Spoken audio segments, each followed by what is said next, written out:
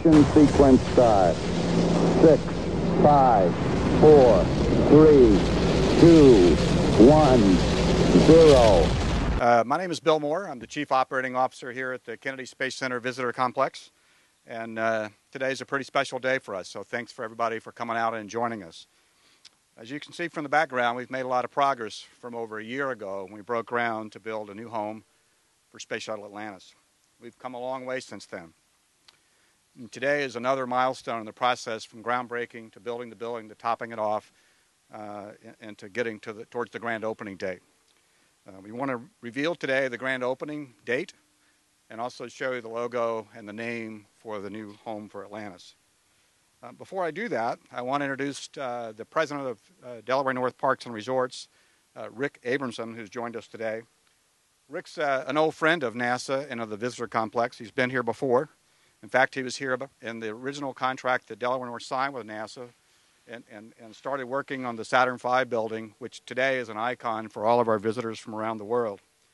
So he's here again today to lead our team in this collaborative effort with NASA as we open Space Shuttle, again, as a momentous tour stop and a part of the history of NASA that we're pleased to share with folks.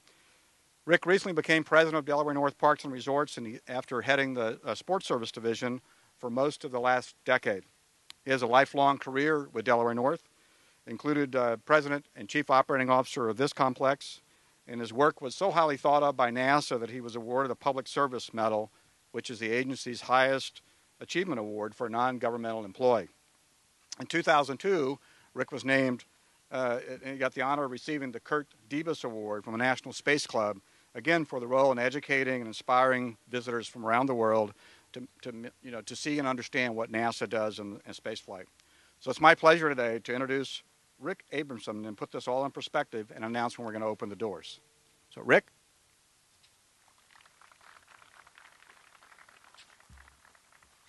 Well, if I seem a little nervous, I am. Whenever I get back here, my heart gets pumping. This is the first time I've been back here in an official capacity in over a decade, and just seeing the changes, seeing the new entrants, seeing everything that's gone on here has been something else.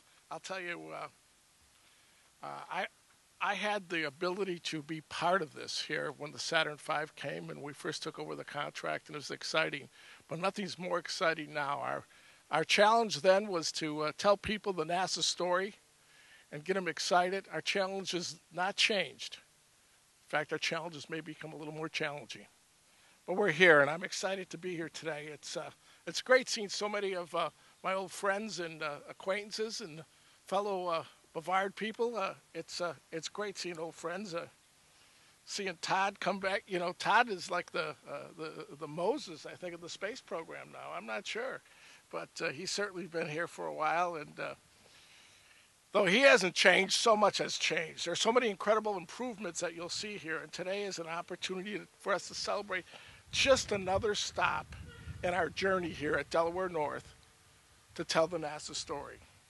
This stop today is at the new home of the Atlantis Space Shuttle. And this is all possible because of the vision of NASA, its Center Director, Bob Cabana, and I was just at the community, some of you were at the community breakfast, and you know, from the outside, and I was in Washington last week, and people do think that, you know, everything's closed in Bavard. It isn't. If you can see if people could be in that briefing today with the Center Director and see how the program's progressing and where we're going, it's very much alive. And through his vision, we have this facility right here. New facility for the Space Center Atlantis is really a symbol of the growth and excitement of the Kennedy Space Center and the visitor complex. You see the new entrance. You remember we had the shuttle ride experience, and now we have this. And I just toured the inside of it. The present is wrapped, but it's a hell of a gift here. I'll tell you what, this is going to be a heck of a gift for the whole Space Coast and for all the space people here. It's a monumental transformation that's happened here in the 18 years. And Todd might remember, some of you might remember, it was a red tour and a blue tour and a kind of a dusty Saturn V that was sitting out in front of the VAB when I said, is that a real rocket? And they told me yes. And when we took that rocket and refurbished it, and it was loaded with different things and things growing out of it, things around it, and moved it over, it was a new beginning. Well, this is another new beginning. The Atlantis exhibit is an immersive environment, as it was at the Saturn V. People here will have an opportunity to get closer to this real live space artifact than ever before, than any other place. With this connection comes a greater understanding and appreciation of the 30-year history of the space shuttle. 30 years and some amazing things that will inspire people for the future. It really gives me great pleasure to announce the opening date for the Space Shuttle Atlantis experience here. The date, and put it in your calendar, is June 29th, 2013. That's just 128 days from now. We invite you to come and see it, to see what this tells the story, what happens here, and for you to experience this extraordinary building. From the Apollo Saturn V Center to the home of the Space Shuttle Atlantis, we're trying to bring extraordinary experiences and the incredible achievements of the space program to the guests of the Kennedy Space Center. I will tell you, matter-of-factly, there is no place on Earth that you'll be able to experience and showcase NASA and space exploration like here. To continue to tell the NASA story, past, present, and future. We're paving the day for the new space programs, and I'm excited as ever. Thank you very much.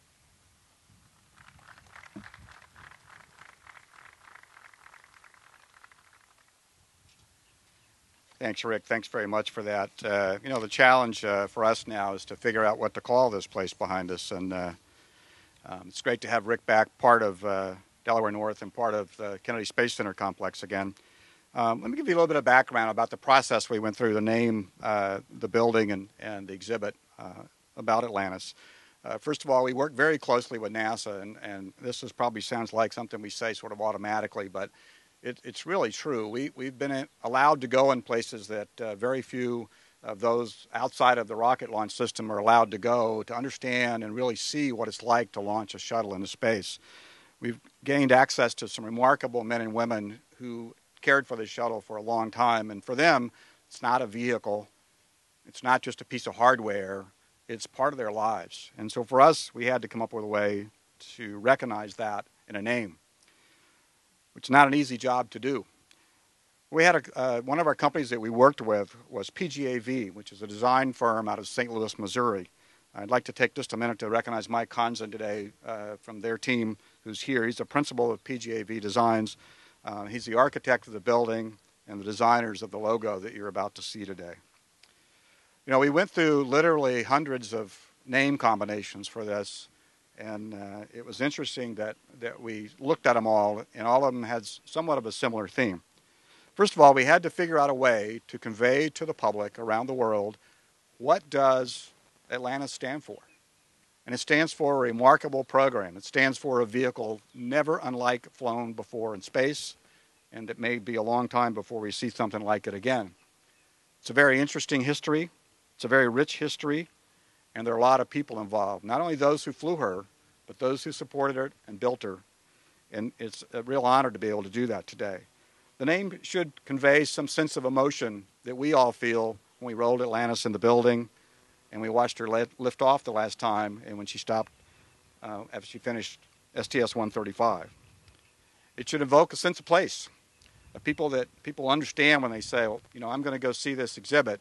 People will say, well, what was it like? We want people to understand that. But the name should be simple.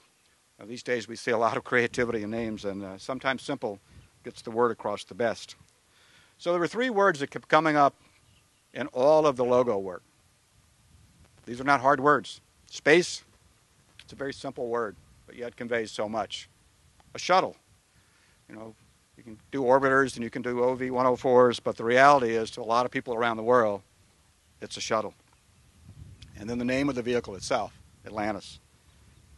And so we put all those words and try to figure out what to call it, and it's very simple. It honors the soul of what it is. and it will be simply called Space Shuttle Atlantis. For the logo you're about to see, it represents what the Space Shuttle program is all about. Try to some way capture the fiery entry of the shuttle's return to Earth, the flame and smoke when it leaves Earth. The tiles behind us have symbolized the heat protection that the vehicle had, the iconic silhouette of an orbiter on pad, and we're going to use that to outline the A in Atlantis. The NASA insignia, which is one of the most well-known logos around the world, is a reminder of the pride and the patriotism of America's space program. You'll also see the words from the Kennedy Space Center paying tribute to the launch site of each of the Space Shuttle program's 135 missions spanning more than 30 years. So without any further ado, I'd like to ask Space Shuttle astronaut John McBride and Rick Abramson to come up and help us unveil the logo.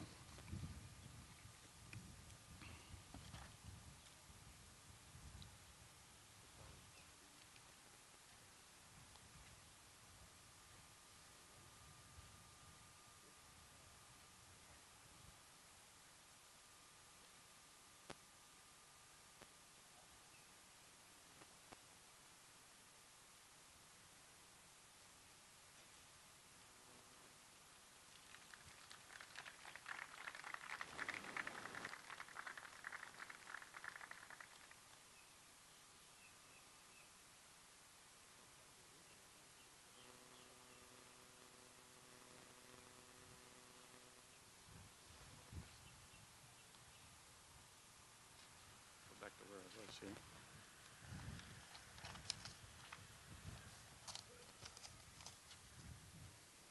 So I'd like to thank again the PGAV team and all of our folks at Delaware North for helping develop a logo that's both monumental and patriotic, featuring Atlantis as the centerpiece. You'll start to see this logo on the big monument sign that'll be out here in front of the building, as well as on our retail and marketing materials in short order. So for a quick update on our construction process and where we are in getting the building ready to go, as Rick reminded us, only 128 days to get the building open. I'd like to introduce our Director of Project Development and Construction, Tim Macy. Tim? Thank you, Bill. Thank you, Rick. Thank you, Rick, especially for reminding me it is 128 days. There's no pressure on that. You guys have all been out here a bunch, and since we rolled over on November 2nd to where we all are today, there's been a lot of changes in here, and I can't wait to show you what's going on. A couple of dates to understand. We are going to be open on the 29th of June to the public. We've got an opportunity here in the next couple of weeks to start construction over here on my left. We start construction of the ETSRB replica versions. That will be 186 feet 11 and 1/16 inches tall, plus a little, so it'll probably come up at about 190 feet. It's going to be pretty spectacular. A company called Penwall out of California is helping us with that. We've said a lot of times that we're using a lot of local suppliers and vendors and subcontractors. Again, Whiting Turner's our general contractor here. Nazel out of Orlando, BRPH, again, PGAV, who's helped us. BRPH is our firm that helps us with engineering, etc. So we're very happy about that. One of the next big timeline for us, of course, is we'll continue on construction, and we're pretty much almost 24 hours a day working here, probably 20 hours right now because we're doing a lot of painting at night.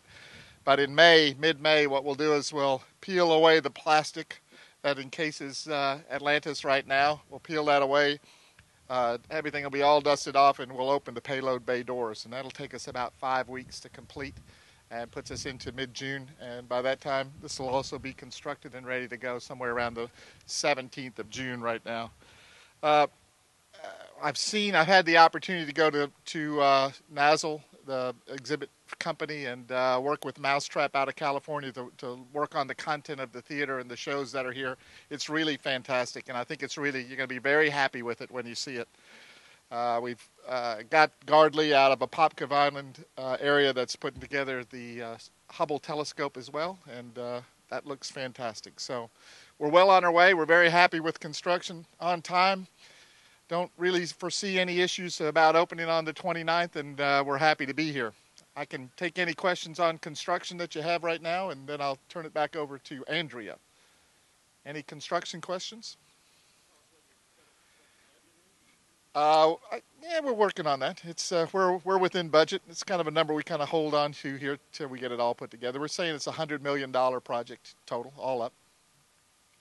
That includes moving the orbiter over here as well.